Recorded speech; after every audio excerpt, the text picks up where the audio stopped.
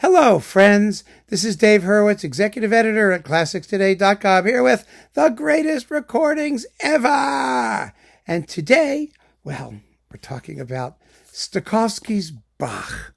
My goodness. I mean, Stokowski's Bach today, I have to talk to you folks who are not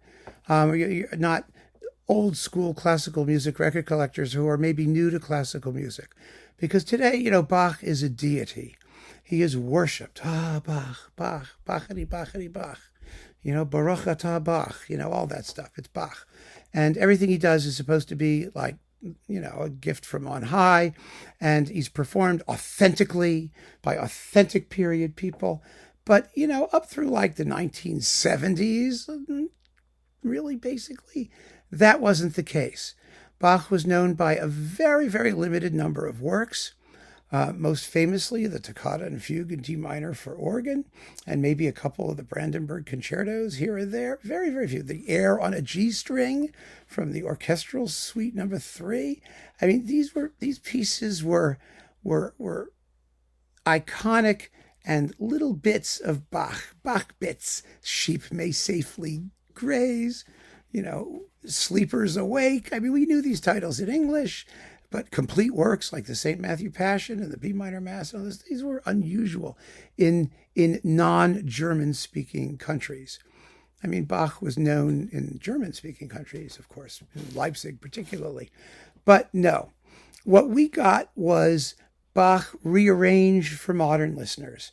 And that's how most of us were introduced to the music. And we loved it because it was wonderful. It's wonderful music. I mean, the thing about Bach is that you can play it upside down, backwards, sideways, underwater, on kazoos, in outer space. It doesn't make any difference. It's so rich and solid and basic musical technique that it works no matter how you do it. But Leopold Stokowski, who was a conductor making recordings until the 70s, from the 1910s, from the very invention of sound recording up until just before the digital era, the 1970s, he was making recordings, and he was making recordings of his own arrangements of Bach's organ works, because Stokowski was an organist, first and foremost.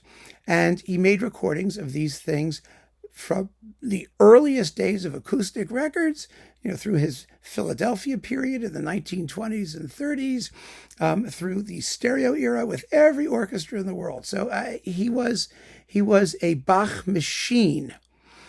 Really an amazing guy with just fabulous history of dedication to this music, performed in a totally modernized, reorchestrated, rich, luscious, romantic way. In its own way, in its sphere, it was authentic. It was authentically romantic. It was authentically of its period. And it did not do any injustice to Bach himself.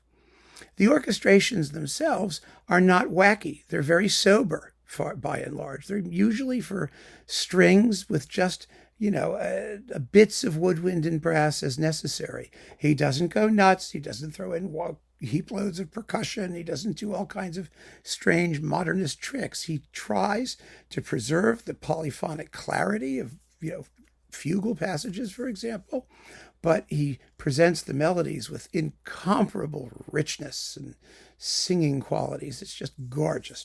So the disc in question is this last one that he made of his Bach transcriptions. I mean, I think it's the last one. It features the Czech Philharmonic of all orchestras. And one of the wonderful things about Stokowski is that he turned any orchestra he touched into a Stokowski instrument. I mean, he created wiry strings, sounded amazingly rich all of a sudden. And so the Czech Philharmonic is still the Czech Philharmonic with its fabulous woodwinds and tangy brass and whatnot. But Stokowski is also Stokowski. So it's a wonderful marriage of the two. It really is. And on this particular disc, we have, wait a minute, if I could get my thing here so I can read it. There we go. The Toccata and Fugue in D minor, the famous one that was on Fantasia, that Stokowski popularized more than anybody.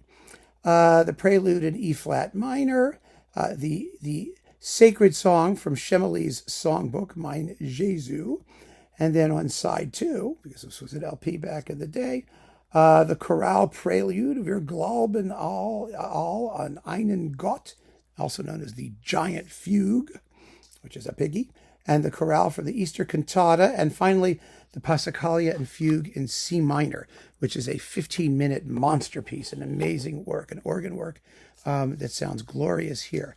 And it is richly recorded. I believe it was a live recording, actually. Does it say here? It doesn't say, but I think it was. Anyway, it was beautifully recorded, fabulously well played, sort of the apotheosis of a whole era of Bach performance that was maintained almost single-handedly by Leopold Stokowski with his incredible Bach arrangements, which he published, by the way. I have scores of a lot of them. They're quite interesting to look at. So, these are not only important in the history of Bach, but they're important in the history of recording, in the discography. And those of you who don't know Stokowski and don't know his Bach, you really owe it to yourself to at least have one of these suckers and to give it a shot. You'll find it incredibly enjoyable, I'm sure. So keep on listening, friends. Thanks for joining me. Take care.